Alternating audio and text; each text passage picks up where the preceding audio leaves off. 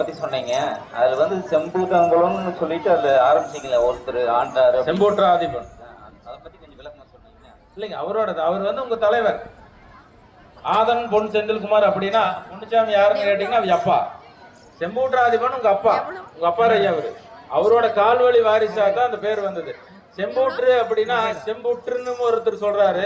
ஆனா அதை வந்து நம்ம எடுத்துக்க வேண்டியது இல்லைங்க. ஏன்னா நம்ம இதுல வந்து புற்றுக்கோயில் எப்படி இருக்கோ அந்த புற்றுல இருந்து நம்மளுக்கு அது அந்த வார்த்தை வந்திருக்குமானா இல்ல. செம்பூற்றாதிபனுக்கு நம்மளுக்கு கல்வெட்டு இருக்குது, பட்டயம் இருக்குது. அதை வச்சுதான் நம்ம செம்பூற்றாதிபனோட கால்வழி வாரிசு தான் நீங்க அப்படிங்கறத நாங்க சொல்றோம். அப்ப அதுக்கான ஆதாரங்கள் நம்ம கிட்ட இருக்குது. அந்த ஆதாரத்தோட தான் இதை சொல்றோம். அவங்களோட கால்வழி வாரிசு அந்த காணியாளருக்கு கொடுத்த பட்டயத்துல உங்களோட பேர் இருக்கு. அந்த காணியாளர் யாருங்க? இப்ப இந்த ஊர்ல ஒரு ஊர் கவுண்டர் இருக்கிறாங்க. ஒரு நம்ம ஒவ்வொரு வேலைக்கும் ஒவ்வொருத்தரை நியமிக்கிறோம்லங்க.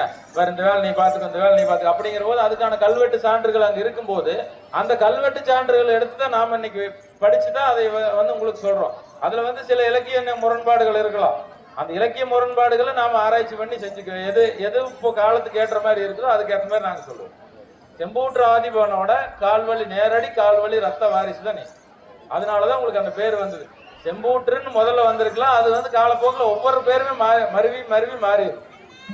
அதோட இதுதான் உங்களுக்கு அந்த செம்பூற்று ஆதிபன்ங்கிற பேர். ஆனா குலதெய்வம் வந்து பொன்னாத்தாங்க, பொன்னாச்சி அம்மன். அதாவதுங்க குலதெய்வம் வந்து ஒரே பேர்ல எல்லா பக்கம் இருக்காது. குலதெய்வம் வந்துங்க ஒரே பேர்ல எல்லா பக்கம் இருக்கவே இருக்காது. ஏன் அப்படி சொல்ற அப்படின்னா ஒரே கூட்டத்துக்கு எத்தனை வகை குலதெய்வம் இருக்குது. இன்னும் வந்து அந்த ஊர்ல இப்ப நாங்க எங்க தூரங்கோட்டை எடுத்தீங்கன்னா எங்க ஊர்ல நாலே ஊர்க்காரருக்கு சேர்ந்த குலதெய்வம் தான் எங்களுக்கு. ஆனா இதே தாராபுரம், நம்ம தாராபுரத்துல ஆயம்மனுக்கு வர்றாங்க. இப்படி ஒவ்வொரு பக்கம் ஒவ்வொரு குலதெய்வம். இதே நீங்க நாமக்கல் போனீங்கன்னா அண்ணன்மார் சாமி தான் குலதெய்வம் தூரங்கோட்டத்துக்கு. அப்ப அந்த மாதிரி உங்களுக்கு கூட்டதெய்வம் பொன்னாச்சி அம்மன் வந்து அங்க எங்க ஊர்ல இருக்கிறது பொன்னாச்சி அம்மன் தான் உங்களுக்கு அங்க இருக்கிறது, சொண்டக்காம்பாளையத்துல இருக்கு. அந்த மாதிரி அது குலதெய்வம் வந்துங்க ஒவ்வொரு ஆத்தா தான். நம்ம அந்த குளத்துல பிறந்த ஆத்தா அவங்க வந்து அப்பெல்லாம் சொன்னார் பாத்தீங்களா, தண்ணி சுத்தி போட்டா நல்லா போயிடும், ஒரு திண்ணீர் மாதிரி குடிச்சா நல்லா போயிடும், ஒரு நல்லாருன்னு சொன்னா அந்த வார்த்தைக்கு அவ்வளவு பலம் இருந்தது. அப்படின்னா அந்த ஆத்தா சொன்னதை கேட்டாங்க. அந்த ஆத்தா அந்த நல்ல எண்ணத்தோட சொல்லுச்சு, நம்ம பேர புள்ள நல்லா இருக்கணும் அப்படின்னு சொல்லிச்சு. அந்த சொன்ன சொல்லு நடந்துச்சு. அதுக்கு எடுத்துக்காட்டு என்னன்னா, இதே கொரோனா டைம்ல எத்தனை பேர் போய் காய்ச்சலுக்கு ஊசி போட்டீங்க? கொரோனா வந்தது இல்லைங்க, எத்தனை பேர் ஹாஸ்பிட்டல் போனீங்க சொல்லுங்க? வீட்டு விட்டு வெளியில வரக்கூடாதுன்ட்டாங்க. அப்ப காய்ச்சல் வெளியில வரலீங்களா? உண்மையா இன்னைக்கு போய் ஒவ்வொரு ஹாஸ்பிட்டல் முன்னாடி பாருங்க, பார்க்கிங் பண்ற இடம் இல்லை. கொரோனா டைம்ல ஒரு ஆள் வெளியில வேணா, ஒரு ஆள் வெளியில வரல. நாங்களும் வெளியில நாங்க வந்து நம்ம கொங்க ஆம்புலன்ஸ் ஓட்டிட்டு இருந்தோம். நாங்க ஓட்டிட்டு இருந்தோம். அப்போ நானும் பார்த்தேன், எந்த காய்ச்சல் தலைவலியும் காணா. ஒரு டாக்டர் ஒரு கிளினிக்ல கூட்டம் இல்ல.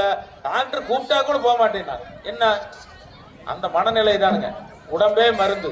நீங்க உடம்பு கம்மன் விட்டுட்டீங்கன்னா அது அதவே சரி பண்ணிக்கும். ஆனா அந்த அப்படி இருந்த சமுதாயம் இன்னைக்கு வந்து ஒவ்வொன்றுக்கு தொட்டது தொண்ணூறுக்கு ஆஸ்பத்திரி கூட்டிட்டு போன இன்னைக்கு நம்ம உள்ளே பண்ற டார்ச்சர் அளவே இல்லை. நம்மளெல்லாம் கொஞ்சம் உடம்பு சுடக்கூடாது, உடனே தூக்கிட்டு ஓடு போ, அங்க போய் டோக்கன் போடு, அங்க அவங்க 2 மணி நேரம் நின்று அவன் அதே டானிக்கு தான் கொடுக்குறான். 4 நாள் நல்லா போயிருப்போன்னு சொல்லிடுறான். இங்க 4 நாள் அதை நேரத்துக்கு ஊத்தி கொடுத்து இதெல்லாம் பண்ணணும். கம்மன் விட்டா அந்த புள்ள 3 நாள் நல்லா இருக்கு. அப்போ அந்த பெரியவங்க இன்னைக்கு நீங்க கூப்பிட்டா போன் இருக்குது, போற கார் இருக்குது, அப்பாயின்மெண்ட் போற டாக்டர் இருக்கிறா. அன்னைக்கு யாரு இருந்தாங்க? எப்படி உங்க ஐயனாத்தாலாம் பிறந்தாங்க? எப்படி அவங்க எல்லாம் வளர்ந்தாங்க? அவங்களுக்கெல்லாம் நோய் நொடி வரலையா? அப்படியெல்லாம் கிடையாது. நம்ம மனநிலை அன்னைக்கு நல்லா இருந்தது. நல்லா போயிருன்னு நினைச்சோம், நல்லாச்சு. இன்னைக்கு நல்லா போகாதுன்னு அத்தனை பயம் உசுறு மேல.